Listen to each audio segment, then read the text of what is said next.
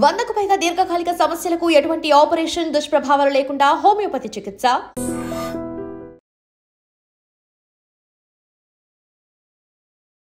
అందరికీ నమస్తే, welcome to I dream. నేను మీ చాణక్య. మరి ఈ ఆదివారము ఏదైతే ఉందో మనము చంద్రగ్రహణాన్ని మనం చూడబోతున్నాము. మరి ఆల్రెడీ ఈ ఇయర్లో ఒక చంద్రగ్రహణం అనేది కూడా మనకు మార్చిలో చూసిన తర్వాత మరి సెప్టెంబర్ 7, 8 తారీఖులో వచ్చే ఈ చంద్రగ్రహణం మనుషుల మీద కానీ మరి వాతావరణం మీద కానీ అంటే మెయిన్గా మన ప్రపంచం మీద ఎంత ప్రభావం చూపిస్తుంది అంటే దీనివల్ల మనకు అంటే జాగ్రత్తలు తీసుకోవాలి అని కూడా మనము అనాది కాలంగా మనము పాటిస్తూ ఉన్నాము. అసలు ఈసారి వచ్చే చంద్రగ్రహణంలో మనం తీసుకోవాల్సిన జాగ్రత్తలు ఏంటి అనే దాని గురించి ఇప్పుడు మనకు వివరించడానికి ప్రముఖ సిద్ధాంతి మరి నందిబట్ల శ్రీహరి శర్మ గారు ఇప్పుడు మనతో పడినారు. మరి గురుగారితో మాట్లాడదాం, మరి తీసుకోవాల్సిన జాగ్రత్తలు ఏంటో అడిగి తెలుసుకుందాం. నమస్తే గురుగారు. వాగర్థావివ సంపృక్తౌ వాగర్థ ప్రతిపత్తయే జగతః పితరౌ వందే పార్వతీ పరమేశ్వరౌ ఆదిత్యాయ చ సోమాయ మంగళాయ బుధాయ చ గురుశుక్ర శనిభ్యశ్చ రాహవే కేతవే నమః. శృంగేరి జగద్గురు పీఠాధిపతులకి కంచి పీఠాధిపతులకి నమస్కారములు తెలియజేసుకుంటూ కార్యక్రమాన్ని ప్రారంభిద్దాం. గురుగారు, మెయిన్గా గ్రహణాలు ఏదొస్తున్నా కానీ ఖచ్చితంగా ప్రజలలో ఒక క్యూరియాసిటీ అనేది కూడా మనం చూస్తూ ఉంటాం. ఏంటంటే అరే అది మన మీద ఎంత ప్రభావం చూపిస్తూ ఉంటుంది అంటే అంటే అలాంటి టైంలో మనం తీసుకోవాల్సిన జాగ్రత్తలు ఏంటి అని కూడా అంటాం. కాకపోతే నేను అడిగే క్వశ్చన్ ఏంటంటే ఈసారి ప్రపంచం మీద ఎలాంటి ప్రభావం అనేది చూపించబోతుంది ఈ గ్రహణం అనేది? మనం గ్రహణము అనేటువంటిది అనేక మంది దృష్టిలో ప్రకృతిలో జరిగేటువంటి ఒక దృశ్య చూస్తాం. వాస్తవానికి అంతరిక్షము కేవలం ఇది భూమికి ఆకాశమే కాదు, ఈ విశ్వంలో అనేక భూములు, అనేక సూర్యులు అనేటువంటివి ఉన్నాయి, గెలాక్సీలు చాలా ఉన్నాయి, మనం ఒకటి చిన్నది. అయితే మనకు అనాదిగా మనం యుగ యుగాల నుంచి గమనించుకున్నట్లయితే ప్రకృతితో మమేకమైనటువంటి మనము ఈ ప్రకృతిలో జరిగేటువంటి మార్పులకి అనుగుణంగా ఏమేం జరుగుతున్నాయని పరిశోధన చేసిన మహర్షుల యొక్క తెలిపిన వివరాల ప్రకారం కనుక చూసినట్లయితే గ్రహణములు, ఎక్లిప్సెస్, ల్యూనారాస్ వల్ల కామెట్స్, తోకచుక్కలు పడిపోవడం, ఇవన్నీ కూడా మనం జాగ్రత్తగా గమనిస్తే కొన్ని సూచనలు మనకు తెలియచేయబడం జరుగుతుంది. ఉదాహరణకి మనము యేసుక్రీస్తు జననం అనేటువంటిది తీసుకున్నాం అనుకోండి. ఆ నక్షత్రం ఒకటి ఉదయించింది అని చెప్పి వాళ్ళ గ్రంథాల్లో రాసుకుంటుంటారు. అనేక సందర్భాల్లో నక్షత్రాలు కిందకు రాలుతున్న సందర్భంలో ప్రముఖమైనటువంటి వ్యక్తులు, రాజులు మరణించారు. తదనంతరం బ్రిటిష్ పరిపాలకులు చార్లెస్ వాళ్ళందరూ కూడా చెప్పడం జరిగింది. మన స్క్రిప్చర్స్ ప్రకారం కనుక చూసుకున్నట్లయితే గ్రహణాలు, ఈ గ్రహణాలు అనేటువంటివి ఏర్పడిన తరువాత కొన్ని రోజుల తదనంతరం లేదా గ్రహణాల కంటే ముందు కొన్ని విపత్తులు సంభవిస్తాయి, ప్రకృతి విపత్తులు సంభవిస్తాయని చెప్పి మనకు శాస్త్రం తెలియజేస్తుంది. ఇది చాలామంది అంగీకరించరు. చాణక్య, వీక్షించేటువంటి ఐ డ్రీమ్ ప్రేక్షకులు కూడా గమనించాల్సింది ఏంటంటే అందరికీ తెలిసిందే మహాభారత యుద్ధం. వ్యాస భగవాన్ల వారు రచించినటువంటి మహాభారతంలో మహాభారత యుద్ధం జరగడానికంటే ముందు 2 గ్రహణాలు ఒకే నెలలో సంభవించాయి అని చెప్పి ఉటంకించడం జరిగింది. అంటే ఒకే నెల అంటే మనం ఇప్పుడు తెలుసుకునేటువంటి ఇంగ్లీష్ ఆగస్టు, సెప్టెంబర్, అక్టోబర్ అలా కాదు, మాసములు. దాని తదనంతర పరిణామాల ప్రకారము ఏం జరిగింది? ఈ మహాభారత యుద్ధం జరిగి the biggest world war Kurukshetra in the universe, Kurukshetra, కొన్ని కోట్ల మంది మరణించడం జరిగింది. First world war, second world war లక్షల మంది మరణిస్తేనే గొప్పగా ఇప్పటికీ పుస్తకాల్లో చెప్పుకుంటాం. కానీ మనము మన చరిత్రను మనం చెప్పుకోలేకపోతున్నాం. అంటే చాలామంది దృష్టిలో నేను ఇంతకుముందు చెప్పినట్టుగా ప్రకృతిలో జరిగే ఒక వింత, ఇది ప్రకృతికి సంబంధించింది, ఏమైనా కానీ విపత్తులు వస్తే ఈ సంబంధించినటువంటి ప్రకృతి విపత్తులు సంభవిస్తాయి, మానవాళికి ఏం సంబంధం లేదు అని చెప్పి కొట్టిపరేస్తారు. చాలామంది ఈ గ్రహణాలకి మానవాళికి సంబంధించినటువంటి ఉన్నటువంటి సంబంధాన్ని సీరియస్గా తీసుకోలేకపోతున్నారు. Hmm. చాలామంది ఒక జోక్ లాగా మాట్లాడతారు మన శాస్త్రం గురించి మాట్లాడినట్టయితే. ఇది ప్రకృతిలో కదా అని అంటారు. అంటే మనం ప్రకృతిలో మనము కూడా ఒక భాగమే కదా. ప్రకృతి అంటే చెట్లు, చేమలు, అడవులు, పర్వతాలు, నదులు, సముద్రాలే కాదు. Hmm. ప్రకృతిలో జంతుజాలము, జీవజాలం ఉంది. జీవజాలంతో కూడుకున్నదే ప్రకృతి. ఈ జీవజాలంలో మనము క్షీరదాల జాతికి సంబంధించినటువంటి వాళ్ళు మానవులు. Hmm. కాబట్టి మనం ఎప్పుడైనా కానీ చరిత్రని మనం గమనించాలి. ఎప్పుడో 1000 ఏళ్ల కింద జరిగిన మహాభారత యుద్ధం అవన్నీ పక్కకు పెడితే 1940 తర్వాత Hmm. అనేక గ్రహణాలు వచ్చిన సందర్భంలో ఆ తదనంతరం జరిగినటువంటి ఫస్ట్ వరల్డ్ వార్ కావచ్చు, సెకండ్ వరల్డ్ వార్ కావచ్చు, అంటే 1920లో అవన్నీ జరిగి ఉంటాయి. తర్వాత అనేక విపత్తులు, అంటే విపత్తులు ప్రకృతి విపత్తులు అని అంటే ఏంటి? భూకంపాలు రావడం, సునామీ ప్రభావం రావడం, యుద్ధ వాతావరణం ఏర్పడి 1000 మంది మరణించడం, Hmm. ఇవన్నీ ప్రకృతి విపత్తులే కదా.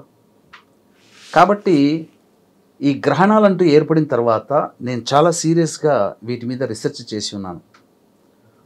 అనేక మంది భుజ్ ప్రాంతంలో, Hmm. చైనాలో, Hmm. అలాగే మొన్నటికి మొన్న సంబంధించినటువంటి అనేక ప్రకృతి విపత్తుల్లో ముందు వెనక గ్రహణాలు చోటు చేసుకున్నాయి. Okay. ఇప్పుడు అస్సాం మనం చెప్పుకుంటున్నాం. అస్సాంలో తీవ్రవాద కలాపాలు జరిగినటువంటి సందర్భంలో 5000 మంది పైగా మరణించారు. ఆ సంబంధించినటువంటి సంఘటనకి ముందు ఈ గ్రహణాలు అనేటివి ఏర్పడ్డాయి. అంతెందుకు చాణక్య, మొన్నటికి మొన్నటి జరిగినటువంటి తీసుకుందాం. Hmm. మీరు ఫస్ట్ అన్నారు ఈ సంవత్సరం చంద్రగ్రహణం మార్చిలో వచ్చింది, మార్చిలో వచ్చింది, ఇప్పుడు 7వ తారీఖు వస్తుంది అని. 14 మార్చికి వచ్చింది కదా, మన భారతదేశంలో కనిపించలేదు. Hmm. కానీ విక్టిమ్ భారతదేశం అయ్యింది కదా. Okay. దాని తదనంతర పరిణామాల వల్ల Hmm. ఏం జరిగింది? ఎయిర్ బస్ కూలింది, ఎయిర్ ఇండియాది. Yeah. 283 మంది పైగా మరణించారు. పెహల్గాం దాడి జరిగింది. అసలు భారతదేశానికి పాకిస్తాన్కి యుద్ధం వస్తుందేమో అన్నట్టుగా కూడా తయారైంది. ఇంకా చెప్పాలి అని అంటే ఒకే నెలలో 2 గ్రహణాలు వచ్చాయి. Hmm. మార్చి 14 సూర్యగ్రహణం, మార్చి 20 చంద్రగ్రహణం, మార్చి 29 సూర్యగ్రహణం. సూర్యగ్రహణం. ఈ ఏర్పడిన తదనంతర కారణాల వల్ల ఒక అన్సర్టైనిటీ అనేటువంటిది ప్రపంచవ్యాప్తంగా వచ్చింది. ముఖ్యంగా సాఫ్ట్వేర్ ఫీల్డ్లో Huh. చాలామంది జాబులు కోల్పోయారు. ఎవరైనా ప్రశాంతంగా ఉన్నారా? మీకు తెలిసినటువంటి ఫ్రెండ్స్లలో ఎవరైనా కదిలించిన సంవత్సరం కిందట లైఫ్ స్టైల్ ఎలా ఉండింది, ఈ మార్చి తర్వాత ఉన్నటువంటి లైఫ్ స్టైల్ని గమనించారా? ఎవరైనా హ్యాపీగా ఉన్నట్టు కనిపిస్తున్నారా? లేదు, ఏదో ఒక అలజడి, అలజడి, యాంగ్జైటీ. Hmm. ఈ రోజు గడిస్తుంది, రేపు ఎలా ఉంటుందో తెలియదు. ఈరోజు రాత్రి వరకు బాగుంది, పడుకునేటప్పుడు అనుకుని నిద్రపోతారు, తెల్లారి లేస్తే ఎలా ఉంటుందో తెలియదు. ఇవన్నీ ఎందుకు జరిగాయి? గ్రహణాల ప్రభావం తర్వాత వచ్చినటువంటి అనేకమైనటువంటి మార్పుల వల్ల. ఇంకా బాగా తెలియాలంటే చాణక్య, మొన్నటికి మొన్న 1వ తారీఖు మిడ్ నైట్ ఆఫ్ఘనిస్తాన్లో భూకంపం ఏర్పడింది. అవును. ఎర్త్క్వేక్. Hmm. అఫీషియల్గా 1500 మంది అని చెప్తున్నారు, అన్అఫీషియల్గా ఇంకా ఎక్కువ ఉండొచ్చుగా. సూడాన్ పర్వత ప్రాంతంలో కొండ చర్యలు విరిగిపడి ఒక విలేజ్ మొత్తం పోయింది, ఒక గ్రామం. Yeah. అంటే దాదాపు ఆ గ్రామంలో 1000 మంది నివసిస్తున్నారు. మన ఎయిర్ ఇండియా యాక్సిడెంట్లో ఒక్కడు బతికినట్టు ఆ విలేజ్లో ఒక్కడే బతికాడట. Hmm. మరి పాకిస్తాన్ వరదలు వచ్చాయి. మన వాళ్ళు, మన భారత ప్రభుత్వము, మోడీ పరిపాలన ఉన్నాం కాబట్టి మానవత్వానికి చాటుకొని అలర్ట్ చేశాం కాబట్టి 800 మంది మాత్రమే మరణించడం జరిగింది. లేకపోతే 1000 సంఖ్యలో సింధు నది ప్రాంతం మొత్తం మునిగిపోయి ఉండేది. అంటే వీటి యొక్క ప్రభావం అనేది అంటే గ్రహణాల వల్ల కూడా ఉండొచ్చు అంటారా? గ్రహణాల వల్ల కాదు, గ్రహణాలు వస్తున్నప్పుడు సంకేతాలు జరుగుతాయి, ముందు ఖచ్చితంగా జరుగుతాయి ఒకే నెలలో. ఈసారి గమనించుకుంటే ఇదే భాద్రపద మాసంలో మళ్ళీ 21వ తారీఖు రోజున కూడా సూర్యగ్రహణం ఏర్పడబోతుంది. అంటే ఒకే నెలలో 2 గ్రహణాలు వస్తున్నాయి. ఈ చంద్రగ్రహణం అనేటువంటిది ప్రపంచవ్యాప్తంగా దాదాపు 80% కనిపిస్తుండవచ్చు. అమెరికా ప్రాంతంలో ఈ చంద్రగ్రహణం లేదు, సూర్యగ్రహణం కూడా లేదు. అంటే ఒక్క విషయం అడుగుతాను గురుగారు, ఏదైతే ప్రభావం కానీ కనిపించే గ్రహాలు ఆ దేశంలో కనిపిస్తాయో వాటి మీద ప్రభావం ఉంటుందా? అలా ఏమి ఉండదు అంటారా? వాటి మీద కూడా ప్రభావం ఉంటుంది. తదనంతరం ప్రపంచవ్యాప్తానికి సంబంధించింది, ఇది కేవలం కనిపించే ప్రాంతానికి కాదు. ఓకే. ఇప్పుడు మీకు కనిపించని ప్రాంతం 2 గ్రహణాలు మార్చిలో ఏర్పడినవి భారతదేశంలో కనిపించలేదు. కానీ ఎంతమంది సామూహికంగా మరణించారు. అలాగే కనిపించిన అమెరికాలో కూడా ప్రభావం చూపింది. ఎందుకు? ఎలక్షన్స్లో ఒక పిచ్చి నిర్ణయాలు తీసుకునే వ్యక్తి అధ్యక్షుడిగా ఎన్నుకోబడ్డాడు. ఆ కారణాల తదనంతరం ఆ దేశమే అంటే తన కంటిని తానే పొడుచుకున్నట్టుగా వాళ్ళు తీసుకున్న నిర్ణయాలు అమెరికాని ఇంకా దిగజార్చే స్థాయికి వెళ్ళిపోతున్నాయి. ఆ అధ్యక్షుడు తీసుకున్నటువంటి నిర్ణయాలు. సరే, ఎవరి దేశం వాళ్ళ ఇష్టం, కానీ ఆ నిర్ణయాల వల్ల సామాన్యమైనటువంటి ప్రజానం ఇబ్బందులు పడుతుంది కదా. అంటే ఈ నిర్ణయాలకి గ్రహణాలకి ఏం సంబంధం ఉంటే అవి జరుగుతూనే ఉంటాయనంటే తదనంతర పరిణామాలే చెబుతున్నాయి. కాబట్టి జాగ్రత్త పడండి అని చెప్తున్నాయి. ఈ గ్రహణం తర్వాత కూడా ఖచ్చితంగా 54 రోజుల వరకు ఈ గ్రహణ ప్రభావం ఉండబోతుంది. ఈ గ్రహణం తదనంతరం మళ్ళీ సూర్యగ్రహణం కూడా వస్తుంది కదా. ఈ సూర్యగ్రహణం అమెరికాలో కనబడదు, చంద్రగ్రహణం కూడా అమెరికాలో కనబడదు. మన భారతదేశంలో కేవలం చంద్రగ్రహణమే. కానీ 21వ తారీఖు రోజున ఏర్పడే సూర్యగ్రహణం ఏదైతే ఉందో ఆస్ట్రేలియా, న్యూజిలాండ్, ఫిజీ, అంటార్కిటికా వంటి ఖండాలలో ఈ యొక్క చెప్పినటువంటి దేశాల్లో కనబడుతుంది. కాబట్టి కొంత ప్రభావము ఏర్పడుతుంది. మీకు అందుకే గమనించుకుంటే ఆస్ట్రేలియాలో ఇప్పుడు ఇండియన్ హెసిటేషన్ స్టార్ట్ అయింది, గమనించారు కదా. మరి విక్టిమ్గా ఉన్నటువంటి కనబడుతున్నటువంటి ఆస్ట్రేలియాలో 21వ తారీఖు నాడు ఏర్పడే దానికి ముందుగానే దాని యొక్క ప్రభావం చూపుతున్న ప్రజలందరూ రోడ్డు మీదకి వచ్చారుగా. ఇండియా వాళ్ళు వెళ్ళిపోవాలి, go back India, go back India, go back అని.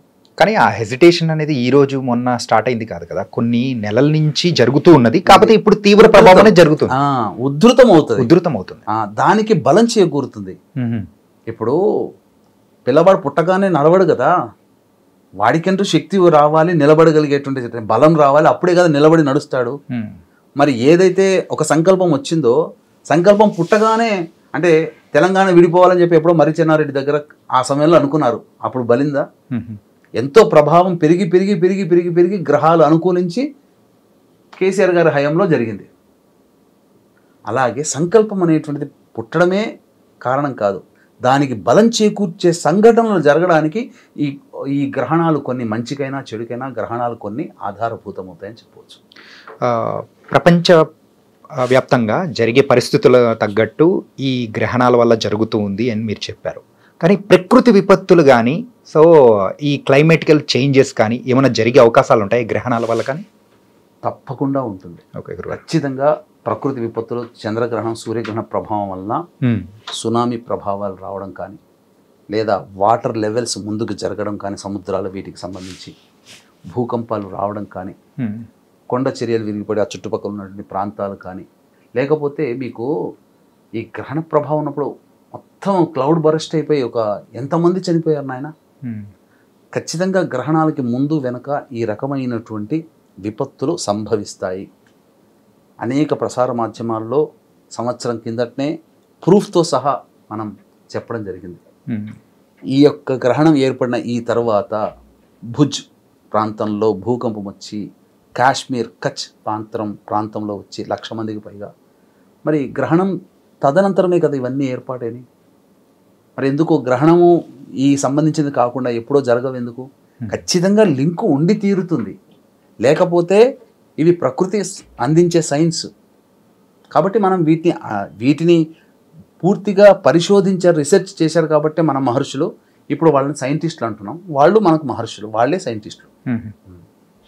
అలాగే మనుషుల మీద ఎంత అంటే వాళ్ళ మైండ్ సెట్ కానీ వాళ్ళ పరిస్థితులకు తగ్గట్టు ప్రభావం ఉంటుందని మీరు క్లారిటీగా చెప్పారు. అలాగే ఇది పర్సన్ టు పర్సన్, సో వాళ్ళ మీద ప్రభావం అనేది ఎలా ఉంటుంది, తీసుకోవాల్సిన జాగ్రత్తలు ఏంటంటారు గురుగారు? ఒక చిన్న మాట కూడా మీకు తెలియజేస్తాను దీని ముందు. మీ యొక్క మాటకి చెప్పడానికి అంటే ముందు, గుంటూరులో ఒక వింతైనటువంటి వైరస్ అనేటువంటిది వచ్చింది. ఊరు జ్వరాలతో బాధపడి చాలామంది అన్నారు. మరి ఎప్పుడు బయటపడనటువంటిది ఈ గ్రహణం ఏర్పడుతున్న వారం 10 రోజుల ముందు ఎందుకు రావాలి? వర్షాలు ఎప్పుడో స్టార్ట్ అయ్యాయి కదా, జూన్లోనే స్టార్ట్ అయ్యాయి. మనం అనుకుంటే మాన్సూన్ ఎఫెక్ట్ అన్న, కానీ ఈ గ్రహణం ముందే గుంటూరులో ఒక ప్రాంతం మొత్తం కూడా కొత్త వైరస్ అనేటువంటిది. ఇంకా చెప్పాలి అని అంటే కుంభరాశిలో ఈ గ్రహణం ఏర్పడుతుంది. కుంభరాశి అనేటువంటిది ఎయిరీ సైన్. ఈ ఎయిరీ సైన్లో రాహువు, చంద్రుడు, శని రిట్రాగేట్లో ఉంటున్నాడు. ఈ సందర్భంలో వింత వైరస్లు కూడా రావచ్చు. ఆల్రెడీ మెక్సికోలో స్టార్ట్ అయింది ఒకటి. అది గనక అది ప్రబలితే కరోనా కన్నా డేంజర్ అంట. వితిన్ డేస్లోనే మనిషికి ఇబ్బంది కలిగేటువంటి సంఘటనలు చోటు చేసుకుంటాయి. మరి ఇవన్నీ కొత్తవన్నీ ఈ గ్రహణానికంటే ముందు వస్తున్నాయనంటే గ్రహణానికి సంబంధించి యాక్సెప్టెన్సీ చేయాలి. ఇప్పుడు మీరు నేను లేదా వీక్షించేటువంటి వాళ్ళలో కొంతమంది యాక్సెప్ట్ చేయకపోవచ్చు, కానీ మనకన్నా గొప్పవాళ్ళు మన మహర్షులు, వాళ్ళు దర్శించి ఈ రకమైనటువంటి స్థితులు ఉన్నాయి. కాబట్టి ప్రకృతిలో వచ్చే విపత్తులు, ప్రకృతిలో భాగమైన మన మీద కూడా దీని ప్రభావం ఉంటుంది. కాబట్టి ఈ యొక్క చంద్రగ్రహణం ఏదైతే ఉందో శతభిష నక్షత్రం 4వ పాదం, పూర్వభాద్ర నక్షత్రం 1వ పాదంలో సంభవిస్తుంది, కుంభరాశిలో సంభవిస్తుంది. కాబట్టి రాత్రి 9:57 నుంచి మధ్యరాత్రి 1:27 వరకు, దాదాపు 3:10 వరకు ఉండేటువంటి సంపూర్ణమైనటువంటి దీర్ఘకాలిక చంద్రగ్రహణ ప్రభావం. ఈ ప్రభావం ఏదైతే ఉంటుందో ప్రధానంగా ఆ కుంభరాశిని బేస్ చేసుకొని కొన్ని రాశుల వారికి ఉత్తమ ఫలితాలు, శుభ ఫలితాలు, కొన్ని రాశుల వారికి మధ్యమమైనటువంటి ఫలితాలు, కొన్ని రాశుల వారికి అశుభ ఫలితాలు. అంటే దీన్ని అర్థం ఎలా చేసుకోవాలి అనేటువంటిది అంటే, ఒక వ్యక్తి వ్యాపారం చేస్తున్నాడు అని అనుకుందాం, 100 రూపాయలు ఇన్వెస్ట్మెంట్ చేస్తాడు. ఉత్తమ ఫలితాలు పొందేటువంటి వ్యక్తికి 100కి అతని ఎక్స్పెక్టేషన్స్ ప్రకారము 20 రూపాయల లాభం వస్తే చాలు అనుకుంటాడు, కానీ 150 రూపాయలు వస్తుంది. అది ఉత్తమమైన ఫలితం కొన్ని రాశుల వారికి. కొన్ని రాశుల వారికి 100 రూపాయలు ఇన్వెస్ట్మెంట్ చేసినప్పుడు లాభము రాకపోగా ఏదైతే 20 అనుకుంటాడో ఆ 20 నష్టపోతాడు, అంటే 80 రూపాయలు. అది అశుభ ఫలితాలు ఏవైతే ఉన్నాయో ఆ 100 రూపాయలు ఏదైతే ఇన్వెస్ట్మెంట్ చేస్తాడో 20 తనకు మిగులుతుంది, 80 రూపాయలు లాస్ అవుతాడు. అర్థమైంది కదా కాన్సిక్వెన్స్? ఇలా అనమాట. సో ఈ కుంభరాశి బేస్ చేసుకొని అశుభ ఫలితాలు ఎవరికి ఉన్నాయి అంటే, కర్కాటక రాశి వారికి అష్టమ స్థానంలో ఏర్పడుతుంది. అలాగే వృశ్చిక రాశి వారికి అర్ధాష్టమ స్థానంలో, కుంభరాశికి రాశిలోనే, మీన రాశికి 12వ రాశిలో. కాబట్టి కర్కాటక, వృశ్చిక, కుంభ, మీన రాశిలో జన్మించినటువంటి వారికి సంపూర్ణముగా కొంత అశుభ ఫలితాలన్నింటినీ కలుగుతాయి. ఇక నేను ఏదైతే మధ్యమ ఫలితాలు అన్నానో, మిథున రాశికి, సింహరాశికి, అలాగే తులారాశికి, మకర రాశిలో జన్మించినటువంటి వాళ్ళకి మధ్యమ ఫలితాలు వస్తాయి. ఎక్కువగా నష్టం ఉండదు, తక్కువ నష్టం. అలాగే సంపూర్ణమైనటువంటి ఉత్తమ ఫలితాలు ఎవరికైతే చెప్పబడ్డంటే మేషరాశి, వృషభ రాశి, కన్యా రాశి, ధనుస్సు రాశిలో జన్మించినటువంటి వారు ఉత్తమమైనటువంటి ఫలితాలు పొందుతారు. కాబట్టి ఇప్పుడు అనేక ప్రసార మాధ్యమాలలో వస్తున్నటువంటి భయభ్రాంతులకి గురి చేసేటువంటి విధంగా భయపడిపోకుండా వీక్షించేటువంటి ఐడ్రీమ్ ప్రేక్షకులు కూడా ఏదో జీవితము పెనం మించి పొయ్యి మీద పడ్డట్టుగా, లేదా పెనంలోంచి గారెల బుట్టలో, బూరెల బుట్టలో పడ్డట్టుగా అలా ఏమీ ఉండదండి. వాస్తవానికి ఉన్న కష్టాలు ఎవరికైనా ఉంటాయి, సుఖాలు అందరికీ ఉంటాయి, కష్టాలు అందరికీ ఉంటాయి. మంచిగా లేని రాశుల్లో చెప్పబడినటువంటి రాశిలో జన్మించినటువంటి వాళ్ళకి కొద్ది కష్టాలు ఎక్కువ అవుతాయి. ఓకే, అంటే ఎలా, ఒక పని మనకు గంటలో అయిపోయే పని 3 గంటలు పడుతుంది, అది అశుభ ఫలితాలు. గంటలో అయిపోయే పని 2 గంటలు పడుతుంది, మధ్యమ ఫలితాలు. మంచిగా ఫలితాలు చెప్పేటువంటి రాశిలో జన్మించిన వాళ్ళకి గంటలో అయిపోయే పని అరగంటలో అయిపోతుంది. అంటే టక్కున ఇలా ప్రాసెస్ స్పీడ్ అనమాట, అంతే. అయితే పర్సన్ టు పర్సన్ మీరు అడిగారు కాబట్టి, ఈ యొక్క కుంభ, కర్కాటక, వృశ్చిక, మీన రాశిలో జన్మించినటువంటి వారికి అశుభ ఫలితాలు అన్నప్పుడు ఎటువంటి అశుభ ఫలితాలు? సాధారణంగా గ్లోబలైజేషన్గా మనం మాట్లాడుకుంటే అనారోగ్య సమస్యలు పెరగవచ్చు, ధన నష్టం జరగవచ్చు, ఉద్యోగ సమస్యలు రావచ్చు, అనుకున్న పని ప్రతీది కూడా ఆలస్యంగా జరగవచ్చు, నోటిదాకా వచ్చి ఇక అయిపోయిందిలే అనుకున్నది చేజారిపోవచ్చు. ముఖ్యంగా మానసికంగా యాంగ్జైటీ, అలజడి, ఏదో జరిగిపోతుంది, ఒక భయం, ఇలాంటివి ఈ కర్కాటక, వృశ్చిక, కుంభ, మీన రాశిలో జన్మించినటువంటి వారికి, మిథున, సింహ, తుల, మకర రాశిలో జన్మించినటువంటి వాళ్ళకి కలుగుతాయి.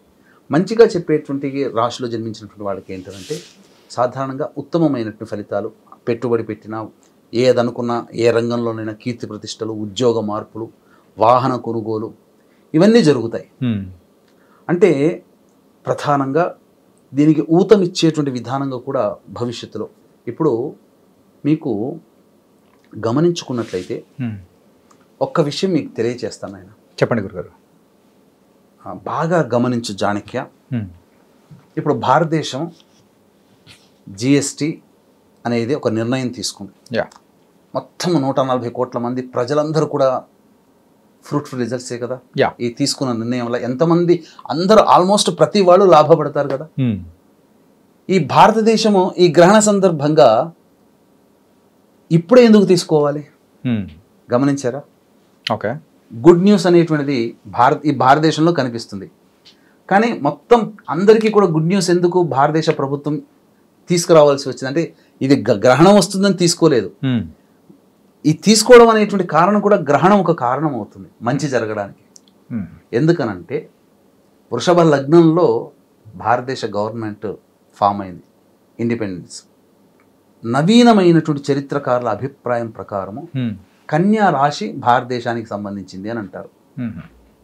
పాత చరిత్రకారుల ప్రకారము మకర రాశి భారతదేశానికి సంబంధించింది అని అంటారు. ఇప్పుడు నేను ఏదైతే చెప్పానో మంచి జరిగేటువంటి రాశులు అన్నాను కదా, వృషభ రాశి కన్యా రాశి రెండు ఉన్నాయి.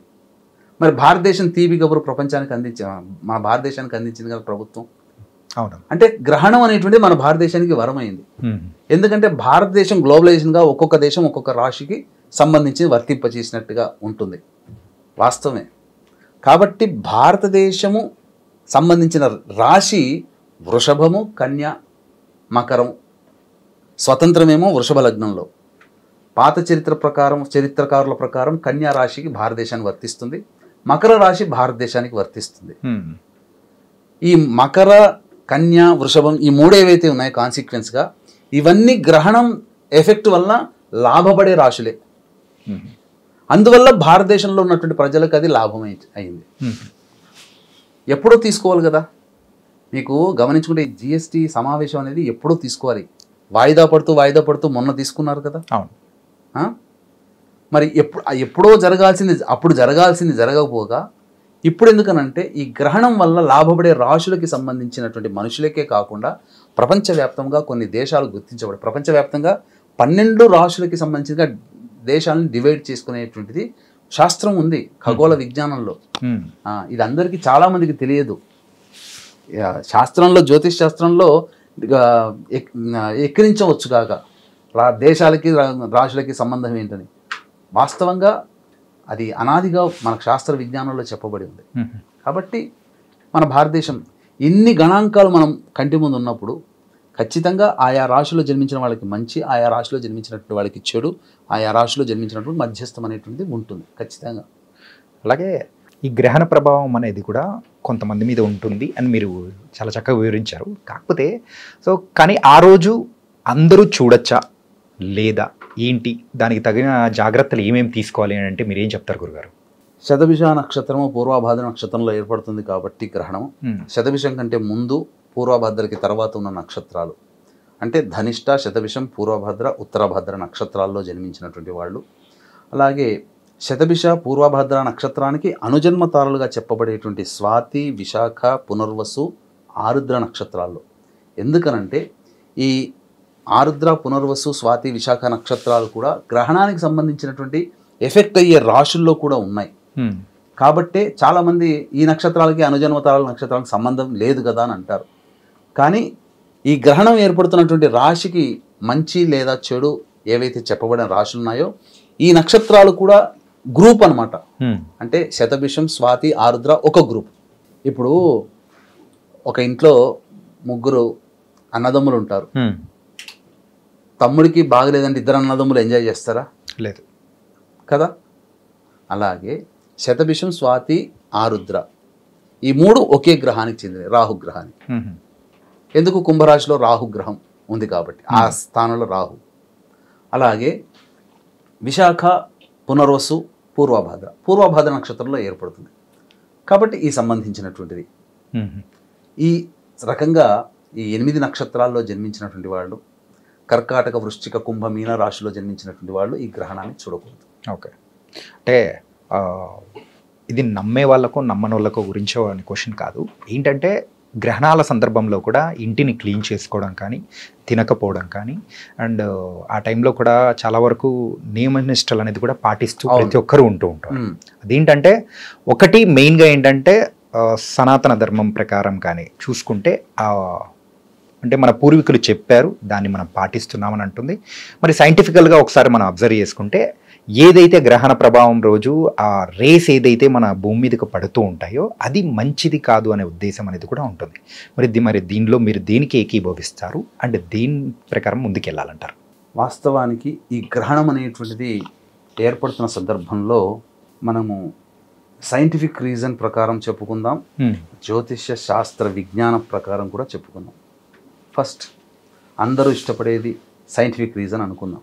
ఓకే, ఏమవుతుంది, ఓజోన్ పొర అనేటువంటిది ఓపెన్ అవుతుంది. ఓకే, డైరెక్ట్గా అంతరిక్షంలో కేవలం మనం పీల్చే గాలి ఉంటుందా? అంతరిక్షంలో 1000 అడుగులు పైకి వెళ్ళండి, గాలి పీల్చుకోగలుగుతారా? లేదు. మరి గాలే దొరకదు. కోట్ల కిలోమీటర్ల దూరంలో ఉన్న అంతరిక్షంలో మనం పీల్చే ఆక్సిజన్ ఉంటుందంటే నమ్మగలుగుతామా? విషవాయువులు ఉంటాయండి, మనం బతకలేము. ఆ విషవాయువులు డైరెక్ట్గా మన భూమి మీదకి వచ్చేసేస్తాయి. అందువల్ల ఏమవుతుంది, దాని ప్రభావం వల్ల కొంత అనారోగ్య సమస్యలు భవిష్యత్తులో ఏర్పడతాయి.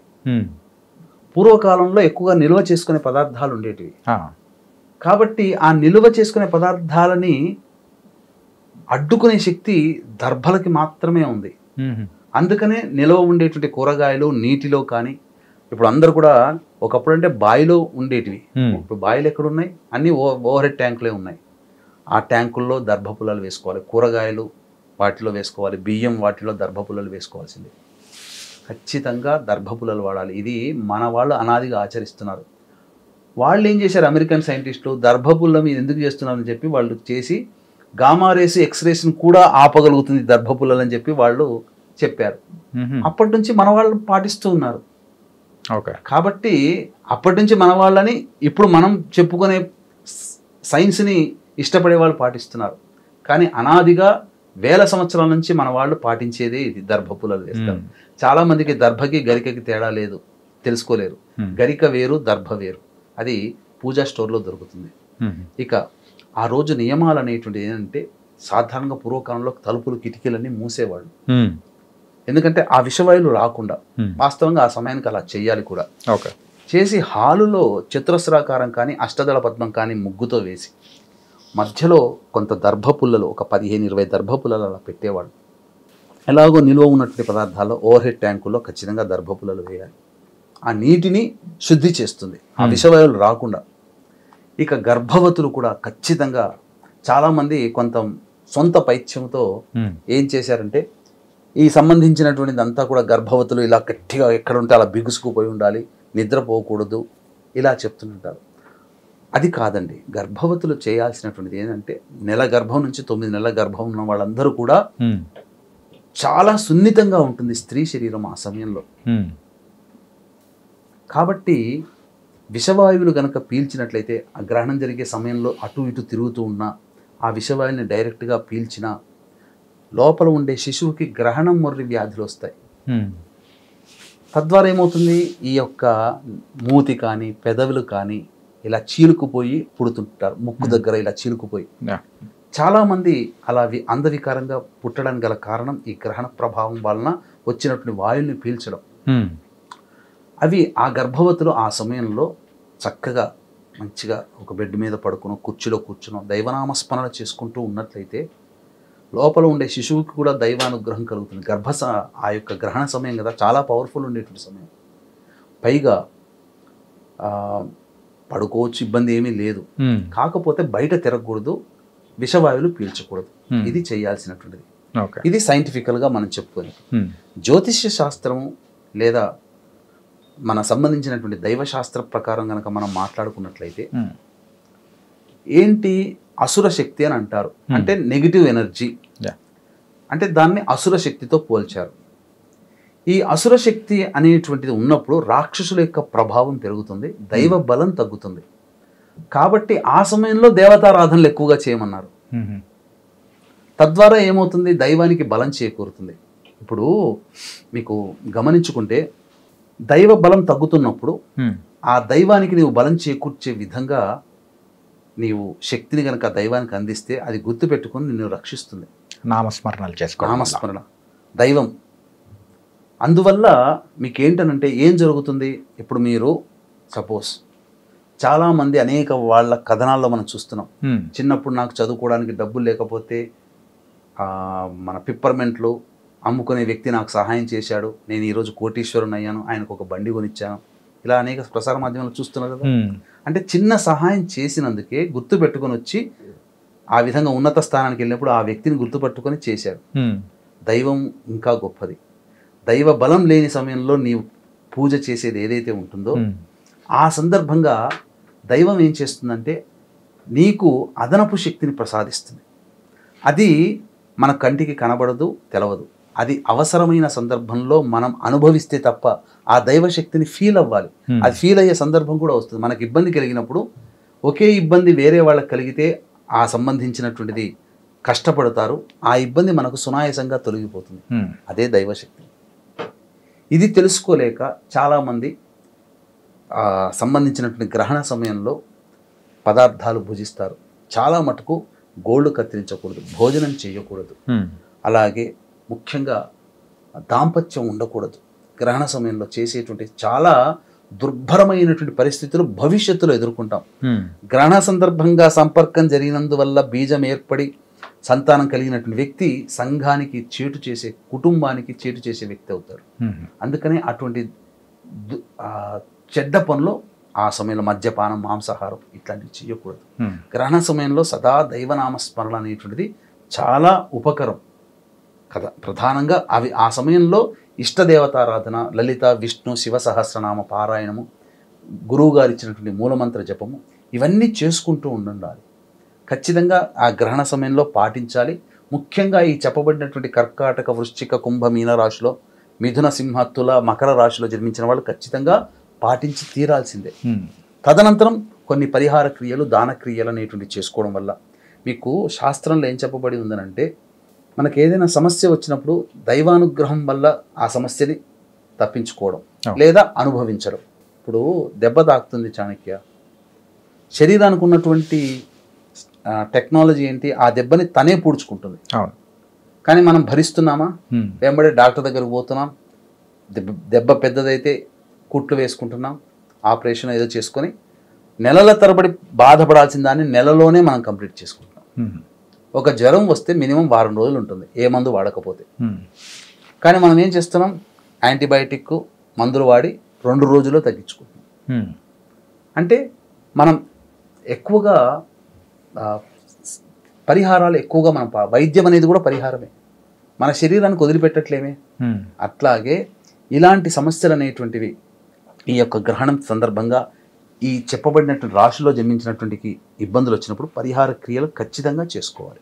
మరి ఎలాంటి పరిహారాలు అనేది కూడా ఈ టైంలో చేసుకోవాలంటారు మీరు? ఇంతకుముందు చెప్పుకున్నట్టుగా ఏ సమస్యకైనా 2 రకాల పరిహారాలు, ఒకటి దైవ పరిహారం, 2 మానవ పరిహారం. దైవ పరిహారం అన్నప్పుడు చాలామంది ఈ యొక్క సంబంధించినటువంటి పరిహారాలు చేసుకోలేరు. కాబట్టి దాన్ని దృష్టిలో పెట్టుకుని గ్రహణం ఏర్పడుతున్నటువంటి పూర్వభాద్ర నక్షత్రం ఏదైతే ఉందో అది 8వ తారీఖు రాత్రి 10 గంటల వరకు ఉన్నటువంటి కారణం చేత మన పీఠమాధ్వర్యంలో సాయంత్రం 4 గంటలకి ఈ యొక్క చంద్రగ్రహణ దోష నివారణ పూజలు, హోమాలు అనేటువంటి జరిపించడం జరుగుతుంది. అంటే చంద్రుడికి, రాహుకి, శనికి, అలాగే స్త్రీ సూక్త పారాయణము, శ్రీ సూక్త పారాయణము, దుర్గా సూక్త పారాయణం, రుద్ర సూక్త పారాయణాలు, హోమాలు అనేటువంటివి జరిపించడం జరుగుతుంది. ఈ కార్యక్రమంలో చెప్పబడినటువంటి మిథున, కర్కాటక, సింహ, తుల, వృశ్చిక, మకర, కుంభ, మీన రాశిలో జన్మించినటువంటి వారికి గోత్రనామాదులు నమోదు చేసుకోవచ్చు. ఈ కార్యక్రమంలో నమోదు చేసుకున్నటువంటి వాళ్ళకి కరుంగలిమాల శక్తిపాతం చేసి ఇవ్వడం జరుగుతుంది. ఇది దైవ పరిహారం. మానవ పరిహారం అంటే ఎలాగో ఆయా చెప్పినటువంటి రాశుల్లో ఉన్నటువంటి వాళ్ళు ఈ సంబంధించినటువంటి ధ్యానంలో ఉంటారు, పూజ చేసుకుంటారు. గ్రహణ సమయంలో తెల్లవారి లేచి కాలకృత్యాదులన్నీ తీర్చుకొని దేవాలయానికి చేరుకొని లేదా ఇంట్లోనైనా కానీ బియ్యము, మినుములు కిలోంబావు, నల్ల నువ్వులు 100 గ్రాములు, తెలుపు వస్త్రము లేదా నీలి వస్త్రము తీసుకోవడం, అలాగే దీంతో పాటుగా ఇత్తడి పాత్ర కానీ, కాంస్య పాత్ర కానీ, బ్రాంజ్ అంటారు, లేదా మట్టి పాత్రనైనా తీసుకొని అందులో వెండి సర్పబింబము, చంద్రబింబము, సూర్యబింబము వేసి అది నిండే విధంగా ఆవు నెయ్యి వేసి బ్రాహ్మణుని పిలిపించుకొని సంకల్పం చెప్పుకొని ఈ యొక్క వస్తువును దానం చేసి వీటితో పాటుగా ఆ ఆవు నెయ్యితో నింపినటువంటి పాత్రలో ఎవరికైతే దోషం ఉందో వాళ్ళు ఆ ముఖాన్ని చూసుకొని ముఖబింబాన్ని ఆ ఆవు నెయ్యిలో చూసి దానం బ్రాహ్మణికి వేయాలి.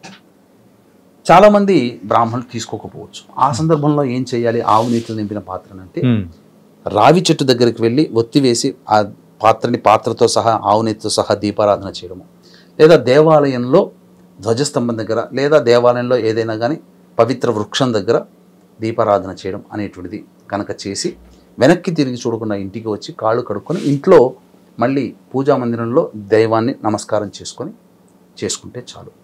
ఓకే. మంత్ర పరిహారం ఇది మానవులు అందరూ చేసుకునేటువంటిది. ఈ మిథున, కర్కాటక, సింహ, తుల, వృశ్చిక, మకర, కుంభమీన రాశిలో జన్మించినటువంటి మంత్ర పరిహారంలో కావాలనుకుంటే 8వ తారీఖు రోజున మన పీఠమాధ్వర్యంలో జరిగేటువంటి చంద్రగ్రహణ దోష నివారణ పూజల హోమాల్లో పాల్గొనవచ్చు.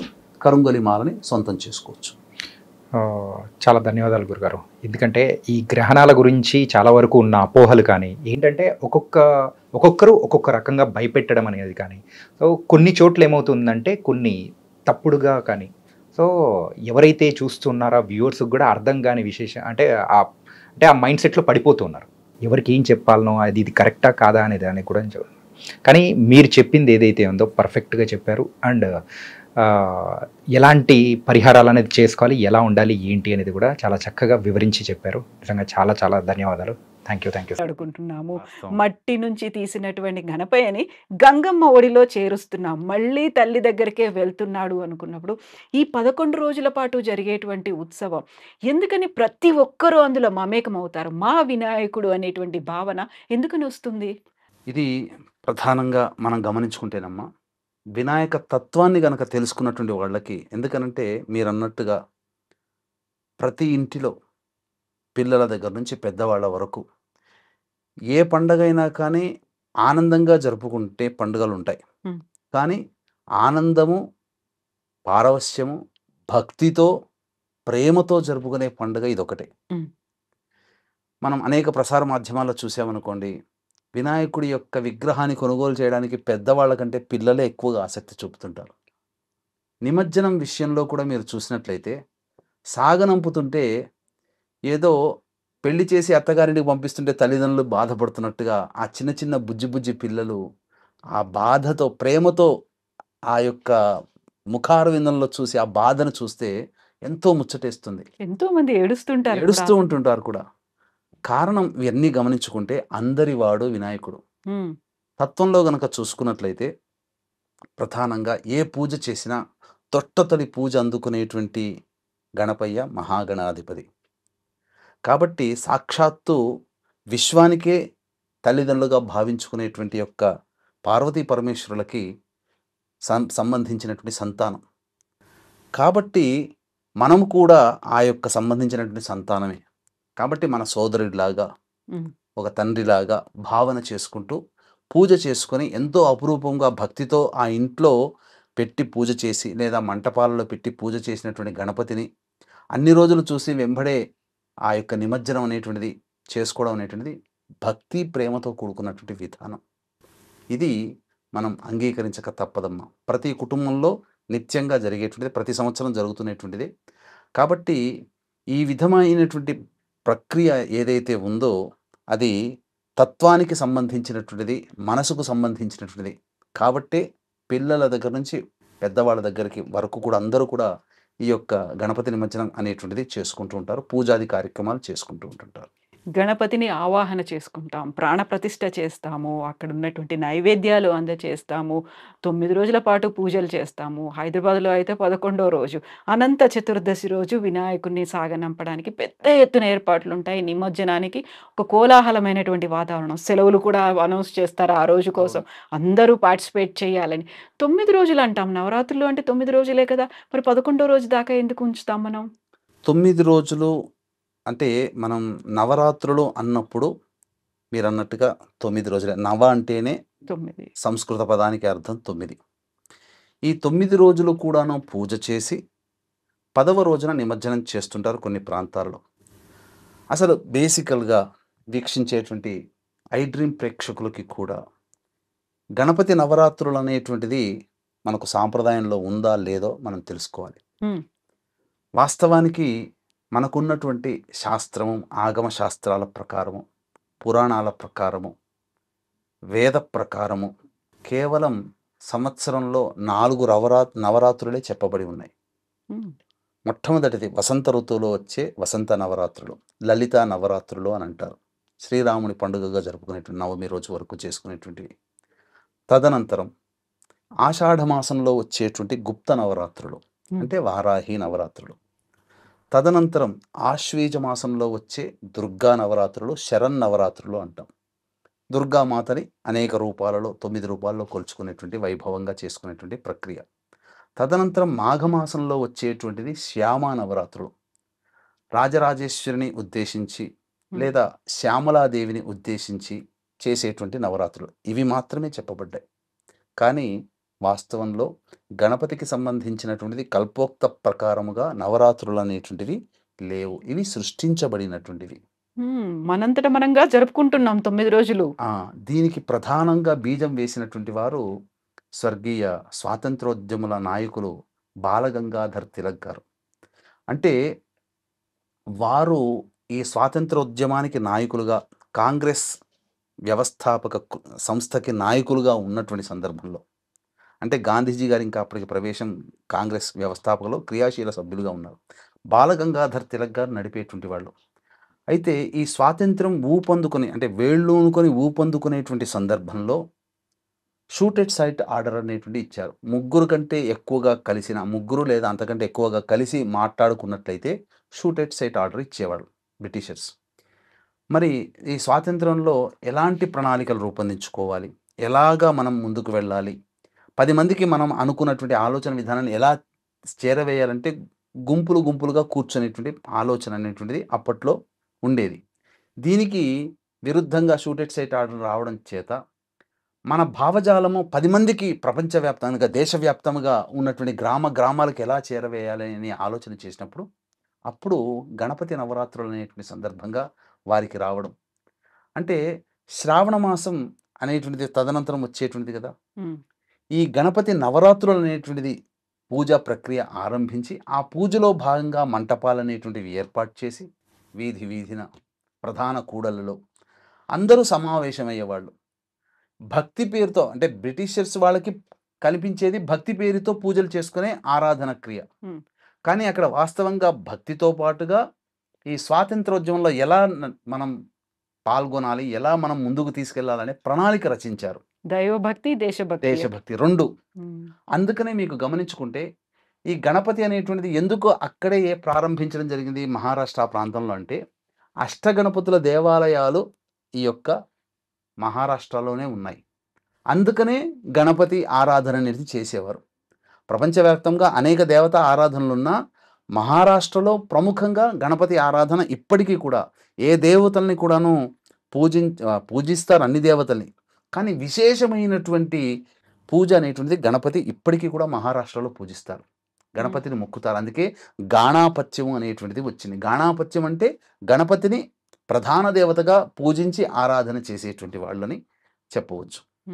ఆ విధంగా ఎక్కువ రోజులు చేస్తే అనుమానం వస్తుంది అనేటువంటి ఉద్దేశంతో 9 రోజుల పాటు జరిపించి ఉత్సాహంగా ఊరేగింపుగా 11వ రోజుకి ఈ సంబంధించినటువంటిది చేసేవాళ్ళు. అయితే 10వ రోజున నిమజ్జనం కాకూడదు కదా. ఏ రోజున అంటే ఇక్కడ దీనికి ఒక సంబంధించి శాస్త్ర ప్రకారము ఏదైనా కానీ, అంటే కల్పోక్త ప్రకారంగా ఉన్నప్పుడు మొదటి రోజుననే ఈ సంబంధించినటువంటి గణపతిని పూజ చేసి 3వ రోజుకి నిమజ్జనం చేసేవాళ్ళు మన సాధారణంగా కల్పోక్తంగా. అయితే ఈ యొక్క నవరాత్రి విధానంగా పూజ చేసినప్పుడు 9వ రోజున నిమజ్జనం చేయాలి. 10వ రోజు నిమజ్జనానికి మనకు శాస్త్రం అంగీకరించదు. అందుకనే 11వ రోజు బేసి సంఖ్యలో ఆ రోజున పూజ పూర్తిగా ముగించుకొని ఆ రోజునే నిమజ్జనం చేయడం అనేటువంటిది ఆచారం. ఇది మనకు అనాదిగా వస్తున్నటువంటిది. అయితే దీంట్లో ఉన్నటువంటి నిగూఢార్థం ఏంటంటే, పూర్వకాలంలో ప్రకృతిని సంరక్షించే విధానమైనటువంటిదే ఈ సంబంధించినటువంటి ఆరాధన క్రియ. అప్పట్లో కేవలం మట్టి వినాయకుడిని మాత్రమే పూజించేవారు, ఆరాధన చేసేవారు, నిమజ్జనం చేసేవారు. అంటే దీంట్లో ఒక శాస్త్రీయత కూడా దాగి ఉందమ్మా. అంటే మట్టి అంటే ఎక్కడో మనకు పొలాల్లో తవ్వుకునే మట్టో, లేకపోతే కూడలిలో మట్టో కాదు. ఆ మట్టి కూడా చెరువులు, సరస్సులు, నదుల దగ్గర ఉన్నటువంటి మట్టిని సంగ్రహించేవాళ్ళు. ఎందుకు దీనికి అంటే వర్ష ఋతువులో శ్రావణ మాసము, భాద్రపద మాసం అనేటువంటిది ఉంటుంది. దానికి ఆ 2 మాసాలకి వర్ష ఋతువు అని పేరు. అంటే వర్షమే ప్రధానంగా ఆ యొక్క కాలంలో వర్షాలు విపరీతంగా పడతాయి. కాబట్టి సముద్రము లేదా నదులు లేదా సరస్సులు లేదా చెరువులు, కుంటలు అని అంటారు. ఇవన్నీ నిండిపోతాయి కదా!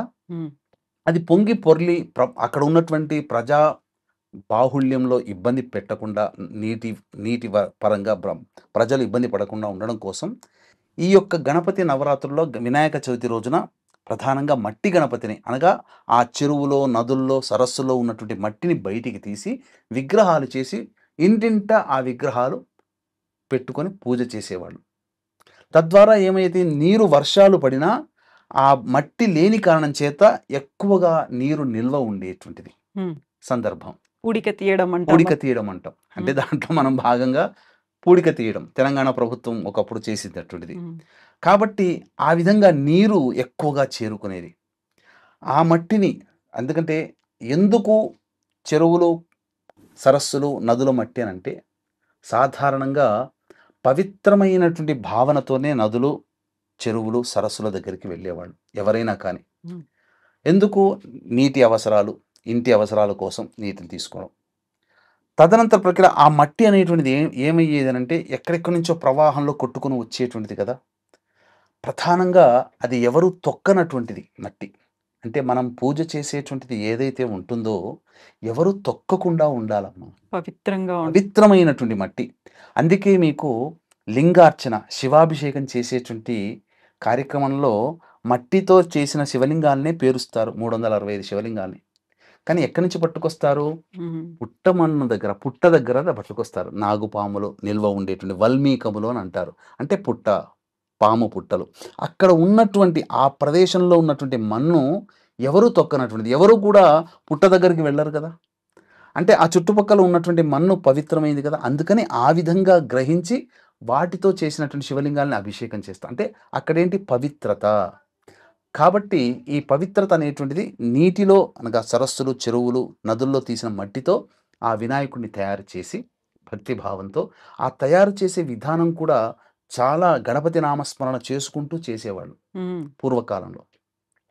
అయితే పూజ చేసేటువంటి యొక్క విధానంలో దైవిక శక్తిని మనం, అంటే గణపతిని మనం ఆవాహన చేస్తాం. మొట్టమొదటి రోజు, చవితి రోజు ఆవాహన చేసినటువంటి వినాయకుడి యొక్క విధానంలో ఉద్వాసన, మనం ఎన్ని రోజులు పూజ చేసుకుంటాం, మన శక్తి ఎంత, మన బాధ్యత ఎంతవరకు నిర్వర్తించగలుగుతామని ముందుగానే ఆలోచన చేసి ప్రిపేర్ అయ్యేవాళ్ళు. ఆ రోజులు అంటే మొదటి రోజా, 3 రోజుల, 5 రోజుల, 7 రోజుల, 9 రోజుల, ఎక్కువలో ఎక్కువ 11 రోజుల. దాన్ని బట్టి ఆ పూజా విధానంలో ఆవాహన చేసి ఆ రోజుల వరకు 3, 5, 7, 9, 11 ఇలా చేసి ఆఖరి రోజున నిమజ్జనం చేసేటప్పుడు ఉద్వాసన చెప్పేవాళ్ళు. అయితే సాధారణంగా మట్టి సంబంధించినటువంటి విగ్రహాలలో దైవిక శక్తి కేవలం 9 రోజులు మాత్రమే నిక్షిప్తమై ఉంటుంది. ఎక్కువ కాలం నిక్షిప్తమై ఉండదు. కాబట్టి 9 రోజులు పూజించి ఆ 9వ రోజునే నిమజ్జనం చేసేవాళ్ళు. కొన్ని ప్రాంతాలలో మీరు అన్నట్టుగా హైదరాబాదు ప్రధానమైనటువంటి నగరాలలో 11వ రోజు పూజించి 11వ రోజున నిమజ్జనం అనేటువంటిది చేస్తారు. ఎక్కువ రోజులు చెయ్యకూడదు పూజ. ఎందుకు? మట్టితో చేసినటువంటివి దైవిక శక్తి కళాఖండాలలో, అంటే దైవ విగ్రహాలలో కొన్ని పగుళ్ళు వచ్చాయి అనుకోండి, విగ్రహం పూజకి పనికిరాదు. ఎక్కువ రోజులు అంటే రాతి విగ్రహం అయితే ఉండగలుగుతుంది, కానీ మట్టి విగ్రహం ఎక్కువ రోజులు ఉండదు కదా. అందుకనే 9 రోజులు నవసంఖ్య, అందుకనే నవరాత్రులు. లేదా 11వ రోజున ఎక్కువ రోజు 11వ రోజున నిమజ్జనం చేయాలి. ఆ 11వ రోజు చతుర్దశి తిథి, పౌర్ణమి ముందు వచ్చేటువంటి భాద్రపద మాస శుద్ధ చతుర్దశి, పండుగ వాతావరణం కూడా అనంత పద్మనాభ చతుర్దశి అని కూడా అని అంటారు. అంటే ఏంటి అర్థము? ఈ యొక్క విశ్వానికి కూడాను సృష్టించినటువంటి వాడు బ్రహ్మ. ఆ బ్రహ్మనే కన్నటువంటి వ్యక్తి విష్ణు భగవానుడు. ఆయన అనంత పద్మనాభుడు. అంటే ఆ విగ్రహం కూడా ఎలా ఉంటుంది? అనంత పద్మనాభ స్వామి విగ్రహము స్వామివారి యొక్క నాభిలో నుంచి ఉద్భవించినటువంటి కమలము ఏదైతే ఉందో ఆ కమలం మీద సహస్రదళ పద్మము అని అంటారు. అది 1000 పద్మాలు, పద్మాలు, రేకులు. 1000 రేకులతో కూడుకున్నటువంటి దాని మీద ఆసీనుడై బ్రహ్మ సృష్టించినటువంటి విధానం ఈ సృష్టి అంతా. కాబట్టి ఈ సృష్టి అంతా కూడా మూలము అదే అనే తత్వాన్ని మనకు తెలియచేసే విధానమే అనంత పద్మనాభ చతుర్దశి. ఈ సృష్టిలో మొట్టమొదటిగా నిమజ్జనం అనేటువంటిది ఈ యొక్క సంబంధించినటువంటి గణపతి నిమజ్జనం పద్మనాభ చతుర్దశి రోజున చేస్తాం కదా. దీనికి ఒక గాథ కూడా ఉంది.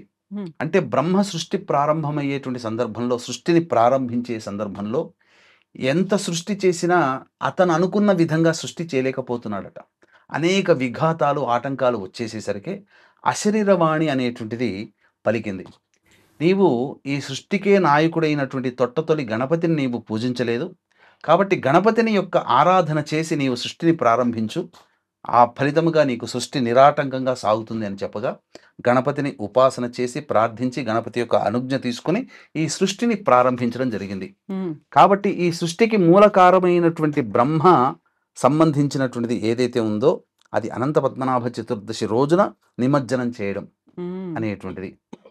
కాబట్టి మీరు అన్నట్టుగా ఏ తల్లి దగ్గరనైతే జన్మ తీసుకుని ఉన్నాడో మళ్ళీ అదే గంగమ్మ ఒడిలోకి మనం సాగనంపడం అనేటువంటిది దీంట్లో అంతరార్థం. ఎక్కువ కాలం విగ్రహాలు పూజించకూడదు మట్టితో చేసినటువంటివి. కానీ ప్రస్తుత కాలంలో సంవత్సరాలు కాదు ఎన్ని యుగాలైనా కానీ ఉండగలిగేటువంటి ప్రసిద్ధమైనటువంటి రసాయనాలతో నింపినటువంటి ప్లాస్టర్ ఆఫ్ పారిస్ విగ్రహాన్ని తయారు చేసి ఉంటున్నాం. కాబట్టి ఏదో సాంప్రదాయబద్ధంగా 9 రోజులు 11 రోజులు అని అంటున్నారు. ఆ విగ్రహాలు వందల సంవత్సరాలు కూడా చెక్కు చెదరకుండా ఉంటుంటాయి. చెరువులో ఆ నీళ్ళలో కూడా కలుషితమైపోతున్నాయమ్మా. మనం చెయ్యకూడదు. కానీ ఎంత విధానంగా ఎంతమంది సామాజికవేత్తలు, పర్యావరణవేత్తలు, ఎంతమంది సిద్ధాంతులు, ఆధ్యాత్మికవేత్తలు నెత్తి నోరు బాదుకొని చెప్పినా చాలా మటుకు ఇంకా ఆ రెవల్యూషన్ ఇంకా పూర్తి కాలేదు.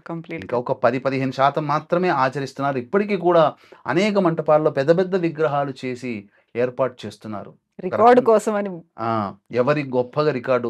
ఒక నగరాన్ని చూసి ఇంకొక నగరం మారుమోగిపోతుంది. భవిష్యత్తులో కూడా వైజాగ్లో కూడా ఇట్లాంటి ఖైరతాబాద్ లాంటి వినాయకుడిని మనం ఏర్పాటు చేయాలని తీర్మానం చేశారట. అది సంగతి. ఇప్పుడు మనం అన్ని పద్ధతులు పాటించి గణపయ్యని మనం ఇంటికి తీసుకొచ్చిన తర్వాత పూజా విధానాల్లో ప్రతిదీ కూడా మన ఇంటికి ఒక దేవుడు వస్తే ఆ మట్టి రూపంలో, విగ్రహ రూపంలో కాదు, స్వయంగా దేవుడే వస్తే మనం ఏమేమి అందిస్తామో, ఎలాంటి పూజలు చేస్తామో అవన్నీ చేస్తాము. 9 రోజులు 9 రాత్రులు చేసిన తర్వాత సాగనంపుతూ ఉంటాం. ఆ మండపానికి కూడా అంతే శుద్ధిగా ఉంచుకోవాలి అనేది ఉంటుంది. ఆ తర్వాత ఇక్కడి నుంచి తీసుకెళ్ళేటప్పుడు కూడా మనం కూడా పవిత్రంగా ఉండాలి, శుద్ధంగా ఉండాలి, చక్కగా స్నానాలు చేసి తీసుకెళ్ళి మళ్ళీ గణపయ్యని అక్కడ గంగమ్మ ఒడిలో చేర్చాలి అనేది. ఈ పద్ధతులు అనేవి ఎలా ఉంటాయి? మనం అసలు యాక్చువల్గా వాటిని ఫాలో అవుతున్నామంటారా? ప్రస్తుత సమాజంలో అయితే వింత వింత పోగడలు అనేటువంటివి ఉన్నాయమ్మా. నా చిన్నతనంలో గమనించినటువంటి విషయాలు తెలియచేస్తాను. ప్రేక్షకులు కూడా అందరికీ చాలామందికి తెలిసినటువంటి విషయాలే. వినాయకుని మంటపము అనేటువంటిది పెట్టిన తర్వాత భక్తి భావము, శ్రద్ధ వీటన్నిటితో పూజాది కార్యక్రమాలు చేసేవాళ్ళు. నవరాత్రుల్లో ప్రధానంగా భక్తి భావమే ప్రధానం కదమ్మా. కాబట్టి కచేరీలు ఏర్పాటు చేసేవాళ్ళు, భక్త భజన బృందములు భజనలు చేసేవాళ్ళు, నాట్య ప్రదర్శనలు చేసేవాళ్ళు, అలాగే వాయిద్య సంగీత కళాకారుల యొక్క ప్రదర్శనలు చేసేవాళ్ళు. 9 రోజుల పాటు 9 విధాలైనటువంటి కళారంగంలో ఉన్నటువంటి వాళ్ళ ప్రసిద్ధులని పిలిపించుకొని వచ్చి ఆ విధంగా చేసేవాళ్ళు. ఆ 9 రోజుల పాటు భక్తిభావం అనేటువంటిది పొసిగేది. కాలక్రమేణా ఆ భక్తిభావం చోట్న ఈ యొక్క సంబంధించినటువంటి అనేక విధాలుగా పోకడలు, వింత పోకడలు వచ్చేసేసాయి. ఈ భక్తి అనేటువంటిది కేవలం ఒక రోజుకు మాత్రమే పరిమితం చేసుకుంటూ వచ్చారు. మిగతా రోజులంతా రికార్డింగ్ డ్యాన్సులు, అంటే సినిమా పాటలు పాడేవాళ్ళు. అంటే మొట్టమొదటిగా ఒక రోజంతా భక్తి భావంతో భక్తి ప్రదర్శనలతో ఆ పాటలు పాడేవాళ్ళు. ఇక రెండవ రోజు, మూడో రోజు సినిమా పాటలు అనేటువంటి ప్రవేశం చేసాయి. ఇక కొంతకాలం గడిచిన తర్వాత ఏమైపోయింది, ఆ పాటలలో మొట్టమొదటిది గణపతి శ్లోకం ప్రారంభించి గణపతిది ఒక పాట పాడేవాళ్ళు. వాతాపి గణపతిం భజే అని చెప్పి అందరూ పాడేవాళ్ళు. ఆ తదనంతరం ఇక ఎంత స్థాయికి దిగజారిపోయింది అనంటే, కేవలం ఒకే ఒక్క గణపతి శ్లోకముతో ప్రారంభం చేసి, మిగతాదంతా సినిమా పాటలు పాడేవాడు. ఇప్పుడు ఎలా ఉందంటే, జై గణేష్ మహారాజ్‌కి జై అని చెప్పి మాట్లాడి, ఇక రికార్డింగ్ డాన్సులు, అర్ధనగ్న ప్రదర్శనలు, సాంస్కృతిక కార్యక్రమాల పేరిట ఈ రకమైనటువంటి జుగుప్సాకరమైనటువంటి విధానాలతో కూడుకున్నటువంటి నృత్యాలు ఇవన్నీ ప్రవేశించేశాయి. ఏ భావంతోనైతే భగవంతుని మనం పూజిస్తూ ఉన్నామో, ఆ భక్తి భావం అనేటువంటిది పూజా సమయంలో మాత్రమే ఉండి గణపతికి నమస్కారం చేసుకునే విధానం వరకు ఉండి, మిగతాదంతా కూడా రసకందాయంగా మారింది. శృంగార భరితమైనటువంటిది అయిపోయింది. అంటే ప్రజలు కూడా అట్లాగే ఉన్నారమ్మా. భక్తి పాటలు పాడితే ఎవరూ రావట్లేదు. సినిమా పాటలు పాడితే వస్తున్నారు. అట్రాక్షన్ మంటపాల పెరుగుతోంది. దగ్గరికి. ప్రజలున్నారు కాబట్టి మేము చేయాల్సొస్తుందని చెప్పి అలా చేసేటువంటి స్థితి ఉంది. కాబట్టి ఒక రకంగా ఇలాంటి పరిస్థితి అనేటువంటిది ఆమోదయోగ్యమైనదైతే కాదు. ఎందుకంటే భక్తి భావంతో పూజ చేసినటువంటి మీరన్నట్టుగా విధానము ఒక రకమైనటువంటి ధనాత్మక శక్తి, అంటే పాజిటివ్ ఎనర్జీ ఆ మంటపంలో ఉంటుంది. అందుకనే ఆ పాజిటివ్ ఎనర్జీ ఉంది కాబట్టి కొన్ని ప్రధానమైనటువంటి కూడళ్లలో, మంటపాలలో ఏర్పాటు చేసినటువంటి గణపతి విగ్రహాలకి సంబంధించి వేలం పాటల్లో లడ్డూ వేలం పాట పాడుతున్నారు. అది వందల నుంచి, వేల నుంచి లక్షలకి ఎగబాకిపోయింది. హ్మ్. సరే, అది ఆధ్యాత్మిక చిహ్నంగా చెప్పవచ్చు. అటువంటి పాడినటువంటి వ్యక్తికి, ఆ యొక్క లడ్డూని చేజిక్కించుకున్నటువంటి వ్యక్తికి భవిష్యత్తులో గణపతి యొక్క అనుగ్రహం వల్ల మంచే జరుగుతుంది. అది అనేక సందర్భాల్లో వాళ్ళకి వాళ్ళే చెప్పారు. పంట పొలాల్లో వేస్తే ఆ ప్రసాదము విపరీతమైన పంట వచ్చింది. మాకందరికీ పంచుకున్నాను. ఆ గణపతి యొక్క అనుగ్రహం వల్ల నాకు మంచే జరిగిందని క్రిందటి ఏడాది గెలుచుకున్నటువంటి వ్యక్తి చెప్పినటువంటి మాటలు ఉటంకిస్తూ అనేక ప్రసార మాధ్యమాల్లో ప్రాథమికంగా వాళ్ళ యొక్క మనోభావాలు తెలియచేశారు. అది ఎవరి భక్తి భావానికి సంబంధించినటువంటి విషయం. కాకపోతే ఈ యొక్క గణపతి నిమజ్జనానికి సంబంధించినటువంటి చేసే ప్రక్రియలో కొన్ని విషయాలనేటువంటివి ప్రాథమికంగా పాటించాలి. హ్మ్. గణపతిని అన్ని రోజులు చేసి, అంటే ఒక సామెత వస్తుంది. ఓడెక్కేంత వరకు ఓడమల్లన్న, ఓడ దిగిన తర్వాత బోడమల్లన్న అన్నట్టుగా ఆ రోజు వరకు ఉత్సాహంగా ముఖ్యంగా చేసేటువంటి తప్పేంటనంటే, గణపతి పూజ ప్రధానంగా జవితి రోజున చేసేటువంటి పూజాది మంటపాలలో ధనం సమకూరుతుంది కాబట్టి విశేషమైనటువంటి వస్తువులతో చక్కగా చేస్తుంటారు. ఆ ధనాగారం కాస్త కొద్దిగా తగ్గుతూ వస్తుంది. ఆఖరి రోజు వచ్చేసరికి చేతిలో ఉండదు. కాబట్టి ఏం చేస్తుంటారు, ప్రధానంగా చేసే ప్రధానమైనటువంటిది ఏంటంటే, ఈ గణపతి 9 రోజుల పాటు పూజ జరిపించినటువంటి ఆచార్యుల వారికి, బ్రాహ్మలకి దక్షిణ ఎగ్గొడతారు. హ్మ్. చాలా మటుకు జరిగేటువంటి సందర్భాల్లో దక్షిణ ఇంతకంటే మా దగ్గర లేదండి అని అంటారు. అనవసరమైనటువంటి విషయాలకి ఎక్కువగా ఆర్భాటాల ఖర్చులు చేస్తారు.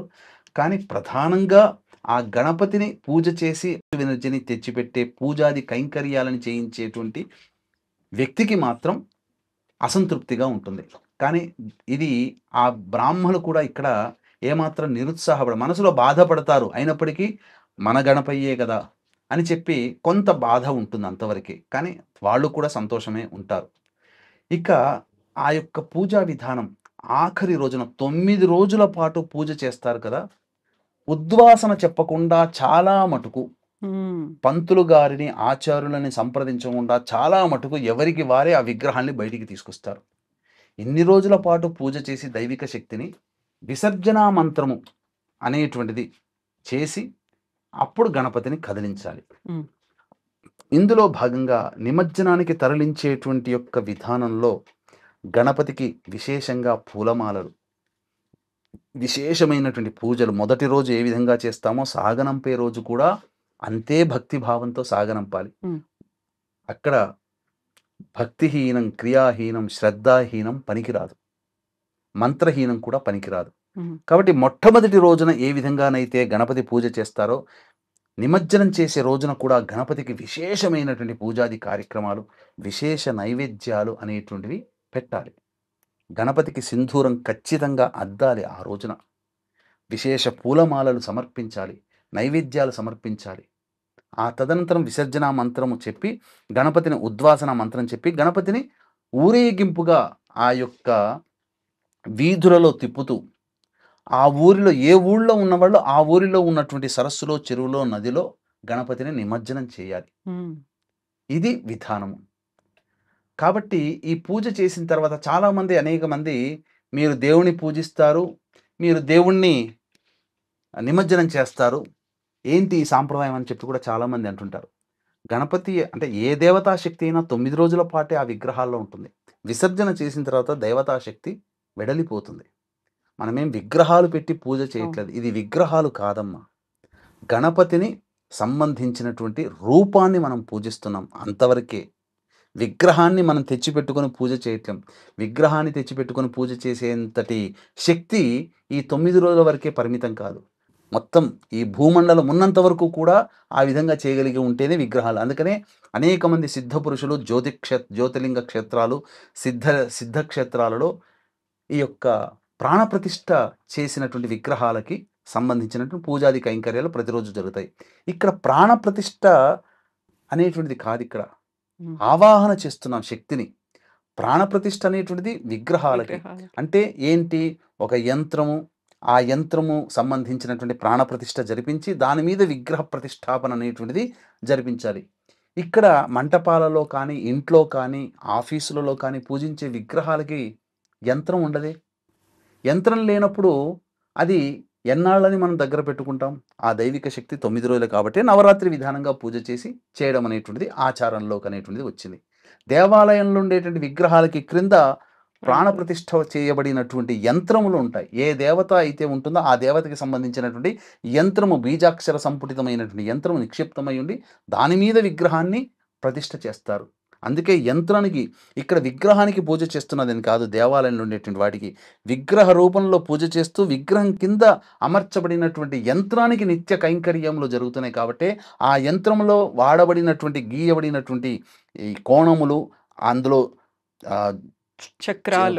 చక్రములు, అన్నిటికంటే బీజాక్షరాలు, అందులో నిక్షిప్తం చేయబడినటువంటి బీజాక్షరాలకి సంబంధించి ఆ బీజాక్షరాలు ఏ దేవతనైతే పూజ చేస్తాడో ఆ పూజారి వారు ఆ దేవతకి సంబంధించినటువంటి బీజాక్షరాలతో పూజ జరుగుతుంది. కాబట్టి ఆ దేవతాశక్తి ఆ యొక్క ప్రాంగణంలో ఉంటుంది. కానీ ఇక్కడ కేవలం విగ్రహాన్ని మనం పూజ చేస్తున్నాము, అది కూడా మట్టి విగ్రహము.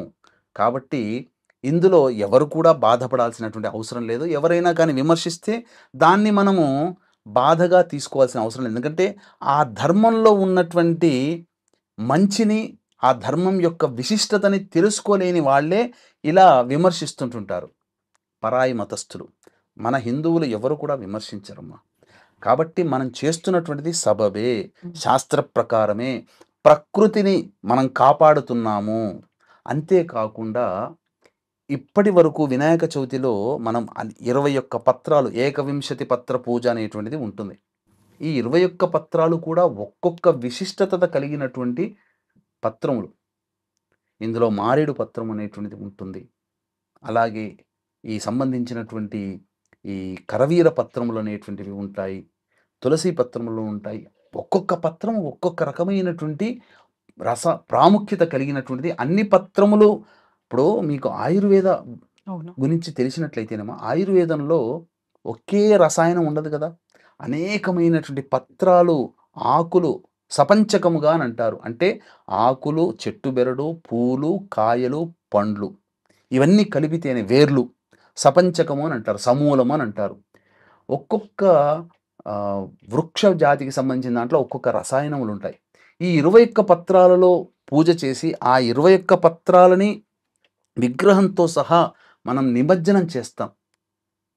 దాంట్లో ఏంటనంటే అవన్నీ కూడాను ఆ యొక్క నీటిలోకి నిమజ్జనం ఎప్పుడైతే జరుగుతుందో ఒక రకమైనటువంటి రసాయనిక చర్య జరుగుతుంది. అవి నీటిలో ఊరబడిన తరువాత అందులోంచి వెలబడేటువంటి యొక్క ధాతువులు ఏవైతే ఉన్నాయో అవి నీటిని శుద్ధి చేస్తాయి. మనం వాటర్ ఫిల్టర్నే గొప్పగా అనుకుంటాం, సైన్స్ అందించింది ప్యూరిఫైయర్ అనుకుంటాం. కానీ సహజ సిద్ధమైనటువంటి ప్యూరిఫైయర్ ఏదంటే ఈ పూజ చేసి వాడబడినటువంటి పత్రములు నిమజ్జనం చేయడం ద్వారా కలుగుతుంది. ఇది తెలుసుకోవాలి. అందువల్ల ఏమవుతుంది, నీటిలో ఉండేటువంటి అనగా వర్ష ఋతువు కదమ్మా. ఈ యొక్క భాద్రపద మాసంతో వర్ష ఋతువు పూర్తవుతుంది. తరువాత శరదృతువు ప్రారంభమవుతుంది. ఈ వర్ష ఋతువులు అన్నప్పుడు ఏమవుతుందంటే క్రిమికీటకాదులు పెరగడానికి అవకాశం ఉండేటువంటి సందర్భం. కాబట్టే వైరస్ వ్యాప్తి చెందుతుంది. ఈ క్రిమికీటకాదులు మనిషికి హానిని చేసేటువంటి, జీవజాలానికి మరియు మానవాళికి హాని చేసేటువంటి క్రిమికీటకాదులు ఎక్కడ ఉంటాయి? తడి ఉన్న చోట ఉంటుంది. అంతే కదమ్మా. తెలియకుండా కంటికి కనబడినటువంటిది చెమ్మ అని అంటుంటాం.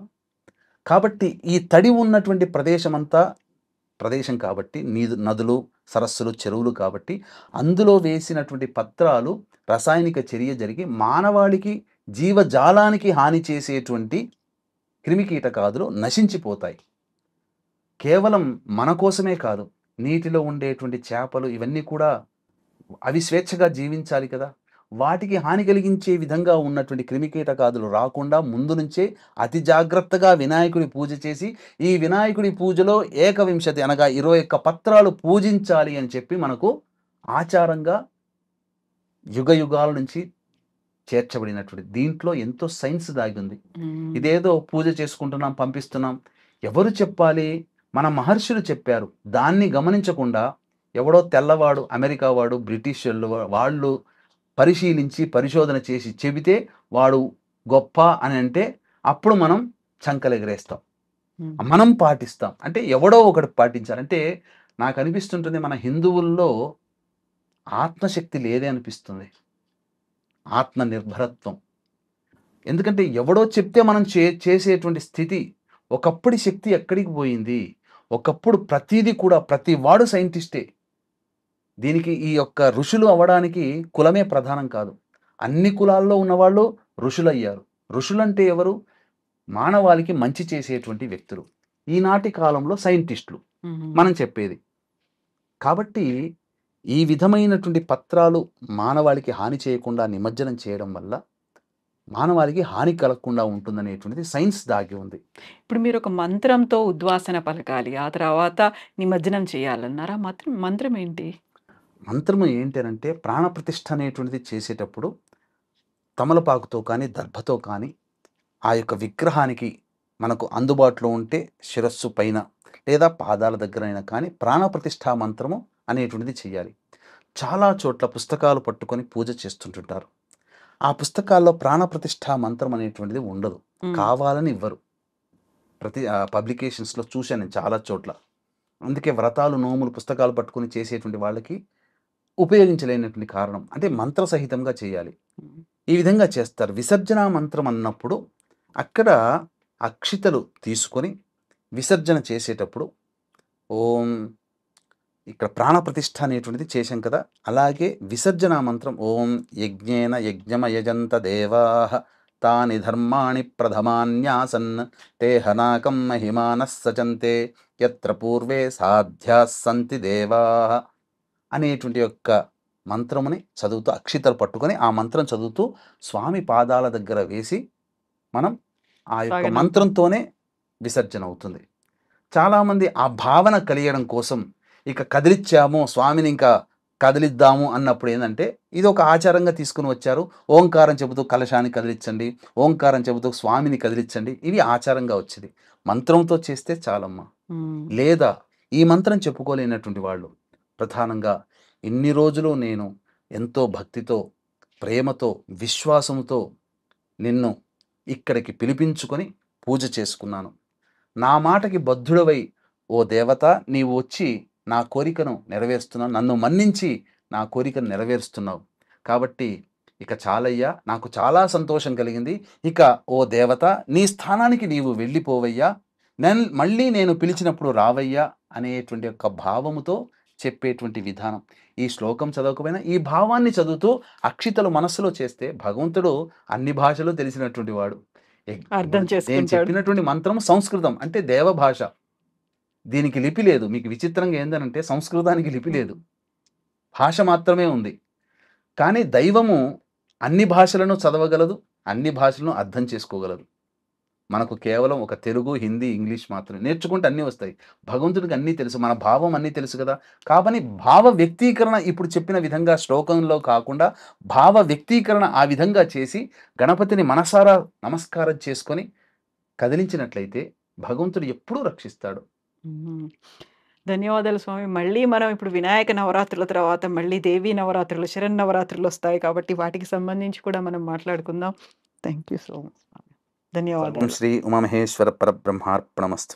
And for more videos, Please subscribe to iDream. Please subscribe to iDream. Please subscribe iDream. And please subscribe to iDream. For more videos, subscribe to iDream. please like, share and subscribe to the channel. Congratulations, iDream. Subscribe to iDream. Subscribe to iDream. So subscribe to iDream Media. iDream ki iDream team andarki huge congratulations. Please subscribe iDream Media. Please subscribe to iDream. Subscribe iDream. Please subscribe to iDream. iDream అంటే నా కళల ఛానల్ను subscribe చేసుకున్న నోరు తిరుగుతలేదు, మీరైతే గంట గుర్తు కొట్టండి. For more such videos, please subscribe to iDream.